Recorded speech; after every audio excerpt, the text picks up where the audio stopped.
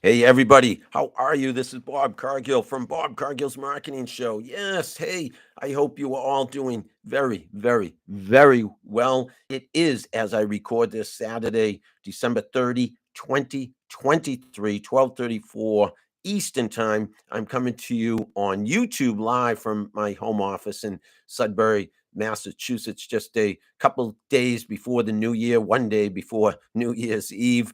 I am recording this concurrently, simultaneously for Podbean, for my podcast, which I will share either later today or certainly within the next few days. But those of you who are watching me on YouTube, you are watching me, listening to me live, and thank you for being here. And of course, the replay will be available for watching later on anytime at your convenience as well. Yes, Bob Cargill's Marketing Show, my podcast, been in existence, if you will, for over 5 years now. We're talking about episode 181. That's what this is, December 30, 2023. And I wish you happy new year. That 2023 I just said in a couple days, I will not be saying anymore with regard to the present. I will be saying 2024. We will all be saying 2024. So yeah, in advance, couple days early, happy new year 2024.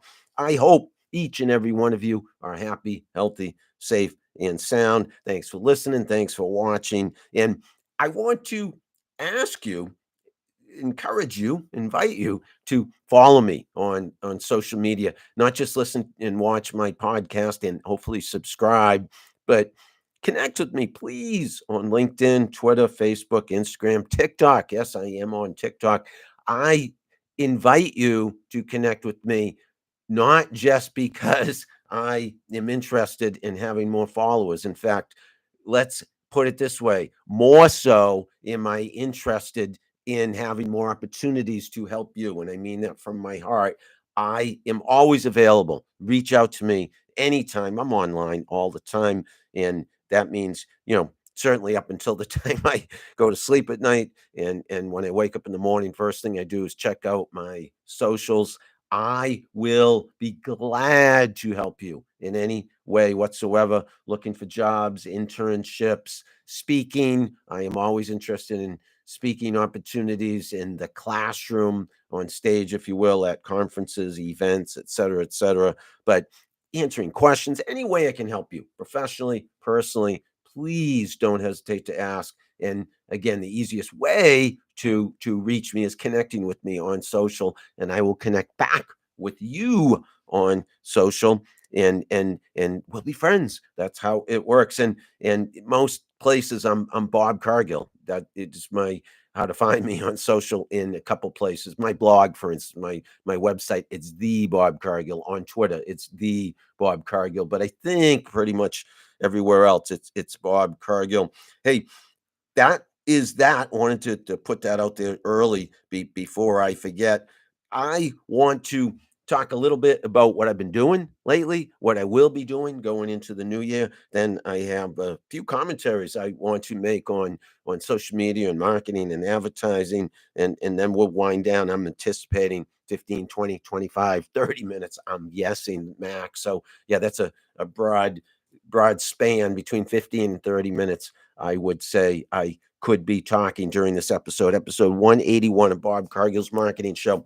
Sometimes I have guests who I interview. A lot of times I do these monologues and sometimes just short little riffs, case studies, lessons, if you will, monologues on what's going on in marketing, social media, in my world that I think you'll be interested in. But today will be just me, solo, talking about a variety of things. Starting with this fall, I was teaching at not one, not two, but three different universities in Boston, and I have just wound down with regard to all of that. Northeastern University, Suffolk University, Mass College of Pharmacy, and Health Sciences. And I was teaching grad students at Northeastern social media, two social media courses, or I should say one social media course and the other digital era skills, which is for the most part social media. But as I emphasize to them, it's also, hey,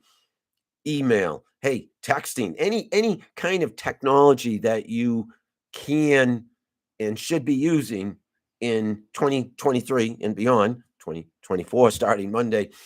That's what we try to cover, review in this course, Digital Era Skills. And ironically, I stress the fundamentals as well. And I mean by that, speaking behind a microphone, so verbal communication skills and written communication skills. Speaking behind a microphone in front of a camera, I'm doing both right now, and writing. So we write blog posts, we create social media content, infographics, video, and it's a lot in a short period of time. That course, Digital Era Skills, is only 6 weeks, but we meet for 2.5 to 3 hours once a week, and lots of assignments in this short period of time, and lots of work. Very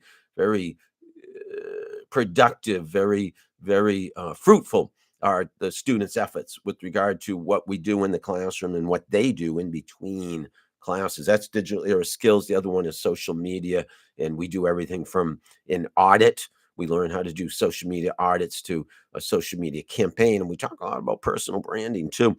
That's Northeastern. Mass College of Pharmacy. It's the principles of marketing I teach and enjoy that immensely. Teaching on Longwood Avenue at the heralded, if you ask me, historic Mass College of Pharmacy and Health Sciences campus. I believe it is the second oldest pharmacy school in the country, something like that. Don't quote me, but something like that. It is legendary, historic, and I am so proud to be on the campus when I am on the campus there, as I am all of the schools being on their campuses. It just feels so good to be a professor, to be walking around campus, and especially to be in the classroom. So the other schools, that's MCPHS in Northeast, and then Suffolk, the final school last, but certainly not least. I teach, or did teach this fall, 3 different courses there. I should say 2 different courses: marketing, principles of marketing, and then SBS 101, business foundations. 2 courses, but 2 sections of the SBS 101 course. And I enjoyed that so much. We covered everything from AI, artificial intelligence, to ethics, to operations of a business, to sales and marketing, to accounting and finance. And we had some work we did for a local business, and we had some case studies we did in the classroom, and then competed in one final case study with all. So that word again, fruitful, in terms of the outcome, the output, the results, the unbelievable work I saw come from my students, what they produced. I was so impressed, ridiculously awesome. Congrats, props, kudos to all of you students at Suffolk University, as well as my students at Northeastern and MCPH. I love teaching. I've said it before. I really didn't start the teaching thing, if you will, until 6, 7 years ago, 5, 6 years ago or so. I left my full-time job in 2017, spring of 2017, working at Overdrive Interactive full-time as a director of social media. Left the corporate world, spring 2017, that job, to consult, to freelance, and the teaching seemed to fall into my lap. So I feel very fortunate, very grateful. Got the opportunity to teach at MCPHS, the Worcester campus first, and then Suffolk, and then Northeastern, and combined, all cobbled together, the 3 different schools provide me with almost full-time work during the school year. So grateful I am for those opportunities. And again, I love teaching. I really enjoy the interaction with the students, the feedback I get from them, and the opportunity for me to share and provide knowledge and experience, and yeah, expertise. I think it's okay for me to not pat myself on the back, if you will, but acknowledge that 35 plus years in business, I do have a degree of expertise that I am happy, more than happy to share with the students, for what it's all worth, and it gives me great pleasure. And thank you, students. Thank you, schools that are providing me with these opportunities, because it feels so good to be an adjunct faculty at these three different universities. There's that, and yes, I continue to do some client work, some consulting work. Absolutely, and do not hesitate to hit me up for any of that. Consulting, public speaking, freelance contract, certainly teaching, certainly guest speaking in the classroom, events, conferences, etc. Always glad to be doing that. Then, of course, is my book, the book 20 chapters. I'm sorry, 20. It is 20 chapters, 20 jobs, 20 lessons. A long, strange career in marketing from junk mail to social media. 20 chapters. Yes, each one covering a different job in my career, and that was published, written over the course of 3 years, published in June of 2022, and I continue to talk about it at gigs, at speaking engagements in the classroom. I've incorporated it into my curriculum at all 3 schools, and there's a lot, I think, to share in there and to learn by reading that book, and also there's some enjoyment I think readers will get from it's a memoir of my career, and I share lessons, 20 lessons, but I also share blog posts that I wrote. Started my blog in 2004, before most people even knew what a blog was. A lot of people still don't know what a blog is. So there's a lot of learning, if you will, with regard to social media, to blogging, to the evolution of marketing, how it has evolved from pre-internet to post-internet, from social media to AI now, and who knows what's coming down the pike. But that's what I wrote about in 20 jobs, 20 lessons. And if I'm lucky, fortunate enough to be here long enough, maybe there'll be a sequel, and that will be another 20 jobs, another 20 lessons. Joking, but at the same time, I would love to write another book. I've thought of writing a personal memoir now, so not just about my career, but about my life in general. So many stories. I love to tell stories, but we'll save that for another episode, or again, maybe that book, that second book that I write down the road. Let me segue to AMA Boston, American Marketing Association Boston. I, speaking of being grateful, have been lucky to be president for so long at AMA Boston.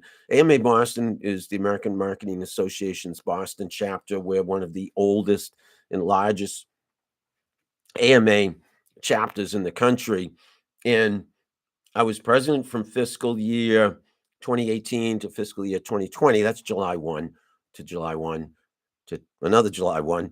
And then 2 years off during the pandemic, when other folks were president, Meg and Pat. And then president again have I been for a year and a half, and will be another 2 years. So the 2-year term is the max, and so this will be a couple, two 2-year terms. I will have been in office as president, and again, I'm so grateful for this opportunity to be leading the leaders, heading up the leadership team, and I have such amazing, ridiculously awesome colleagues. I say amazing. That's our a hashtag we some of us commonly use for AMA, and that's hashtag AMAZING. Amazing, amazing colleagues do I have on the board of directors at AMA Boston. But that's been keeping me busy as always. So that, I tell people, is really like my biggest client. That's besides the teaching, besides my family, there's where I spend a great deal of time. And I enjoy all that time spent going to events, and that's educational, that's networking events, board meetings, most of them virtual, online, Zoom, but some in person, lots of phone calls, lots of texts, lots of emails, lots of base camp, lots of Slack. So these are the different ways we communicate. And another way we communicate is often doing Twitter chats and Twitter spaces, and that's thanks in large part to Brian Hurst, who's our VP of social media. And Brian is an amazing social media practitioner, and we are so fortunate to have him at the helm of our social media. And he works above and beyond making these live events happen. And the other night, I was fortunate just a couple nights ago to be a guest on a Twitter chat, which is in writing. And then, so there's the fundamental communication skills I stress, in addition to all the modern technology, digital era skills. But you got to be able to write, you got to be able to speak. Um, uh, about can be conversant about your areas of expertise in order to go far in any field. But anyways, I digress there with that point.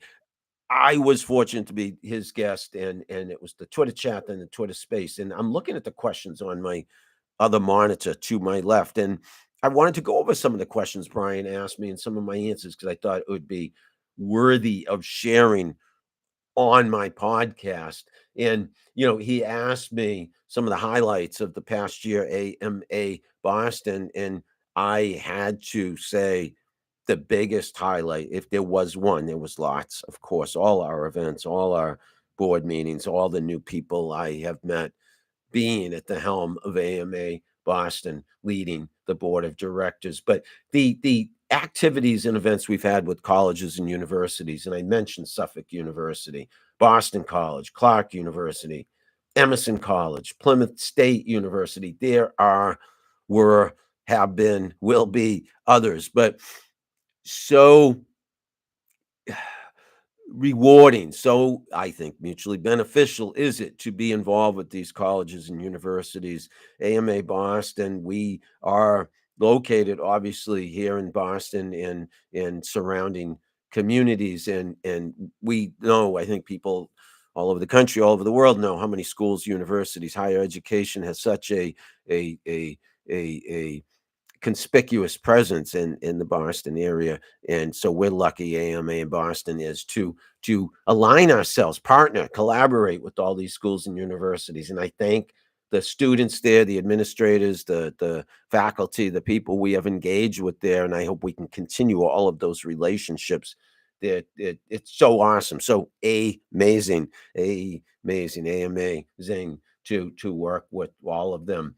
Brian also asked a few other questions that I want to bring up. He asked what I thought about trends in social media and predictions for social media, and I couldn't help but mention the humanization, or think about the humanization of brands and real time live content. So any this is what I said, any kind of live real-time content in social media could be used. So something I think could be done more by businesses and brands is to go live like I'm doing right now on YouTube, because that is where the rubber meets the road. That's where you'll gain the most traction in most cases, brands and businesses, individuals for personal or professional reasons. People pay attention when you go live. It's sincere, it's heartfelt, it's not easy, it's extemporaneous, it's candid, and because it's less contrived, less rehearsed, less choreographed, if rehearsed, practiced, choreographed at all, it is more believable, more credible, and so I can't encourage you enough to experiment with live extemporaneous content on social media, whether it's audio, video, pictures, words. Just do it. Experiment with it, and I think you will see that it will not incrementally help you, but exponentially help you grow your presence, your brand on social media. So that was an answer to one of his questions. And by the way, if you couldn't tell, I've been dealing with an upper respiratory thing for the last few days. I've been continuing to run. Most of you know I run almost every day, so probably that hasn't helped. But head cold, congestion, et cetera, et cetera. A lot of sneezing and blowing my nose. It's so far so good during this episode of the podcast, but you may hear me sniff from time to time. Excuse me for that. Anyways, so yeah, he asked a question, and one of my answers, I'm just looking at the brief written answer I provided, and that was, I thought, and I think live real time content could be used on social media by brands and businesses, much more so. And also, he asked me about someone I follow, or I think he asked about brands and businesses, companies that I follow. And I brought up Deion Sanders, an individual, Coach Prime, University of Colorado, Boulder. If you don't know of Deion Sanders, please look him up. And if you're interested in personal branding, and we all should be, me, you, and because that's how you get the word out. That's how you build your own brand, which makes you more valuable to your employer. If you are employed, if you are an employee, certainly that helps make you more successful as a solopreneur, an entrepreneur, an executive, et cetera, an artist, an athlete, whoever you are, whatever you do, personal branding will help in emulating what Coach Prime does on social media would be a great start in probably all you need to do if you were to look at just him and how he does it. Do what he does. And if you can do just 1/100th, 1/1000th of what he does, it will probably help level up your presence on social media. He has cameras following him. He has a microphone in front of him. He is conspicuous in his presence on social media. Is Coach Prime, is Deion Sanders, and for that, the benefits to him in University of Colorado Boulder and the football team that he coaches, the benefits are countless, are immeasurable. He draws a lot of attention to himself and the program which he oversees, the football program which he oversees, and the university itself, and that brings in revenue. And that's because, and I'm not saying anybody can do it, but anybody can try it. And actually, I am saying anybody can do it. Can anybody do it to the extent he does it and be as successful as he is doing it? Maybe not so much, but it's worth trying. And like I say, if you do 1/100th, 1/1000th of what he does, it probably will help you level up either where you work, okay, you as an employee and your employer's brand itself, or your own business, or your own personal profile. So you might be a student looking for a job. Build your personal brand. You might be an employee looking for a promotion. Build your personal brand. You might be somebody in between jobs. Build your personal brand. You might be a high ranking business executive. Build your personal brand.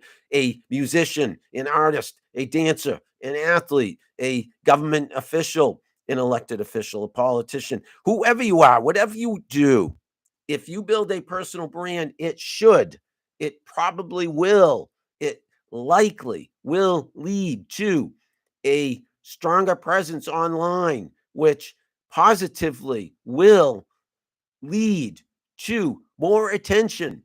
And you keep it positive, you keep it beneficial to your audience, help them, educate them, inform them, entertain them, you're going to benefit as a result. It's a win win. They benefit, you benefit. It's a no brainer. Personal branding. Yes, Coach Prime is my example. And finally, I want to talk about something that Brian asked about what I think the reason for being positive on social media, the value, that's a better way of putting it, of being positive on social media to me is, and how being positive on social media can benefit you. I he asked me, he said, "Hey, a lot of your content is very motivational, inspirational, something like that." And I said, "Yeah." And I said it goes back to what I learned at the beginning of my career about marketing, that people have basic needs, desires. We all want to be liked. We all want to have to be popular, to have people who applaud us, if you will. We all want to be successful. We all want to feel good about ourselves. So think of what I just said. We all want to feel good about ourselves. So a lot of my content, my goal, but it comes from the heart. I've always been like this. Now I just have social media as a platform to share these messages. My goal is to make the people who follow me, who listen to me, who watch me feel better about themselves. And that's a win-win, because in doing that, I feel better about myself. So there is value to you in being positive to others. And that's mutually beneficial. You benefit, you'll get more attention, positive attention. Your audience will benefit because they'll get more motivation, more inspiration, which will help them level up their lives, their personal lives, and their professional lives. So there's so many reasons, countless reasons to be positive in the content you share on social media.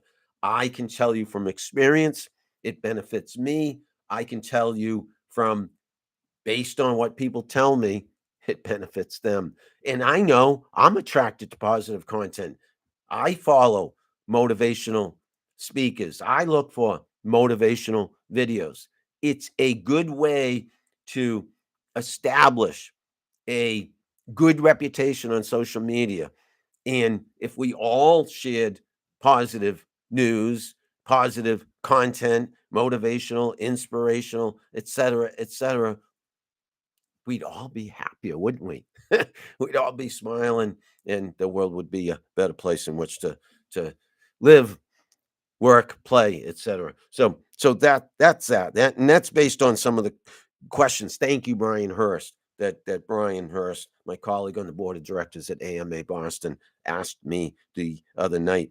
Hey, a couple more quickies, and that is I wanted to mention a great ad that I've seen recently, and it's the ad for Domino's emergency pizza, and I think it's fantastic. And I think it so if you're not familiar with it, you can look it up, but they have this offer where you can get emergency free pizza. And it is a great ad that's entertaining and comical, funny, makes you smile, makes you laugh out loud, LOL. But it's also, smart, great strategy. People, if something's free, they'll eventually buy. That's the deal, the strategy for any marketer, any advertiser, any brand, business, company, organization, product, service, et cetera, et cetera. If it's free, they'll buy. Your audience will eventually buy. Where I'm going with this is if you read the small print to get that free pizza and smart Domino's. I love this ad. I love the strategy. I love this marketing. And I love the creative, the execution. So but let's acknowledge it's a win-win, meaning the consumer wins, you, me, we get our free pizza. Domino's wins too, because to get that free pizza, you do have to sign up for you have to give them your some of your information, contact information, sign up for their I'm not sure what they call it, but in app or some kind of permission are you giving them to communicate with you, and so it's a club or membership or again, whatever they are calling it. You sign up and it it gives you the opportunity to get that pizza at a later time. And I think you have to buy a couple pizzas. And it's funny, I'm going over and over it here in my head. Let's so that I get it right, let me try to on my other monitor. Yeah, I have the deal right here. When life gives you lemons, Domino's gives you free pizza. And that's what I mean by very creative. Love that. Order now, get a free medium two topping Domino's emergency pizza to use whenever you need it most. We believe a free pizza can make almost anything better. Yes, yes, yes. Love that. Here's how to get one. Yeah. So this is what I was trying to say, and I'll say it better now because I'm reading their words verbatim. Place a qualifying online order for delivery or carryout. That's step one. Step two is sign into or join Domino's Rewards to claim your free pizza. Step three, go to My Deals and Rewards to redeem within 30 days. So what they get, and remember this, marketing is an exchange of value. What Domino's gets in return for giving you a free emergency pizza, they are getting you to sign into or join their Domino's Rewards program. Okay, so they're getting some information on you so that they can communicate with you. Okay, they're getting data. That's the value to them. Obviously, the value to you is that free emergency pizza. It's a win-win. That's how to do ridiculously awesome marketing, Domino's. I applaud you. Yes, yes, yes. Great, amazing, ridiculously awesome marketing. And for the consumer, how could we refuse a free medium two topping Domino's emergency pizza? Sounds good to me.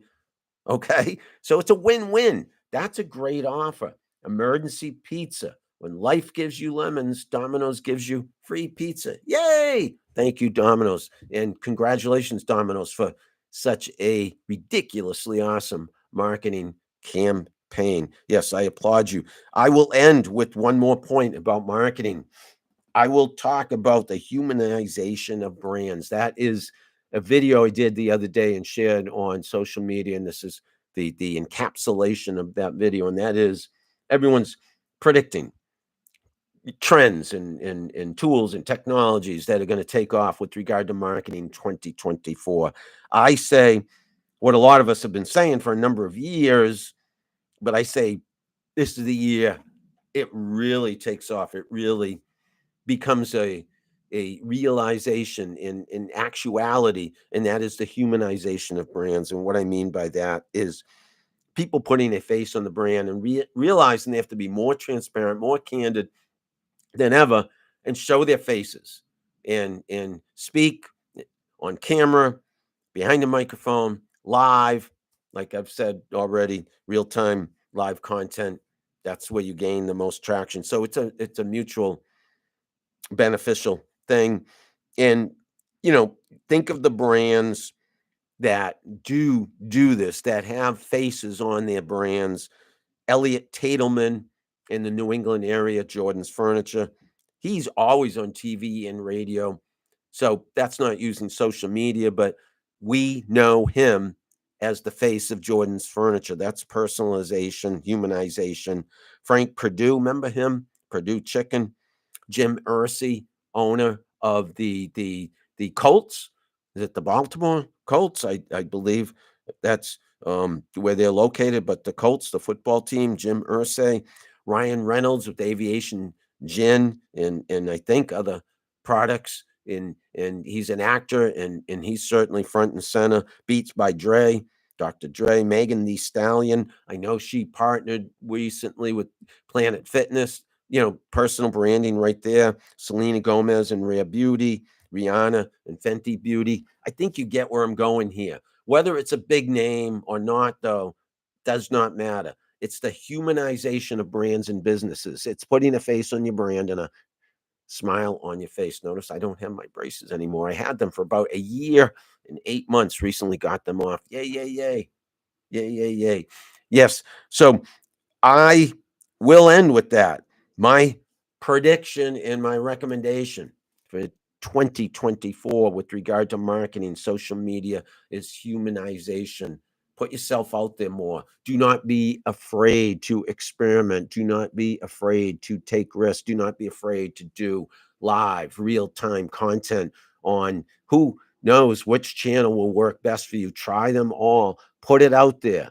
YouTube, TikTok, Instagram, you name the channel, you be on that channel and see where you get the most attention, the most positive attention, the most bang for your buck. And then focus in that area, focus on doing that thing. That will make sense to you, and that will make sense to your customers, your audience members, because they'll say, hey, I'm so glad to see you. That means you. I'm so glad to see so and so. I'm so glad to see that business, that brand, that product, that service doing their thing on social where I am hanging out and I can converse with them now. I can support them even more now. See, it's a win-win. That's what I think. It's a win-win. I'll end.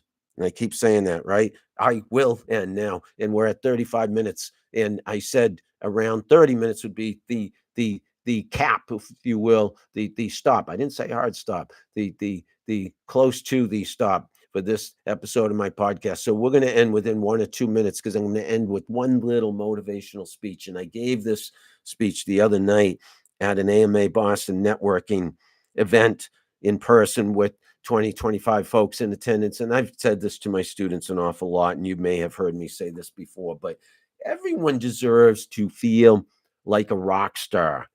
Rock stars get up on stage and everyone applauds for them throughout the show, throughout the time they are on stage. They're just looking at a sea of audience members cheering for them, praising them. Yes, they can do no wrong, rock stars. We go to see their concerts. We pay to see their concerts, to listen to their music, to buy their merch, to wear their t-shirts, to read books about them. We want to know everything about rock stars because we adore them. We put them on a pedestal. We look up to them when they're on stage. We look up to them in general because we respect them. We adore them. We hold them in great reverence.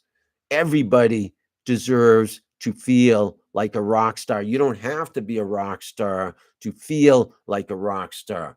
So it comes from within, it comes from the heart, and it comes from someone like me telling you that you are a rock star in whatever you do.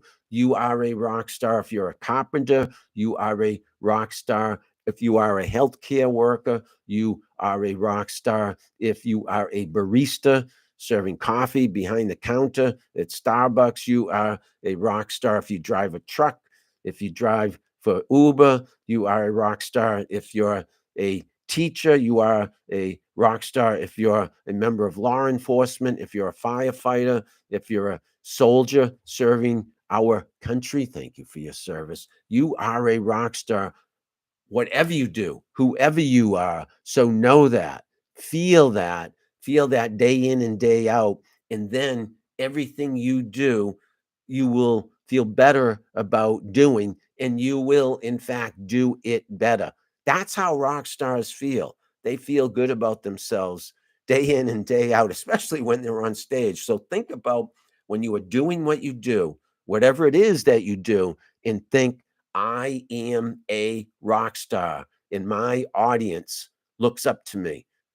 They applaud me, they adore me because I think the world of you and know that your audience members, whoever they may be, also think the world of you. Think that, feel that, you will be that.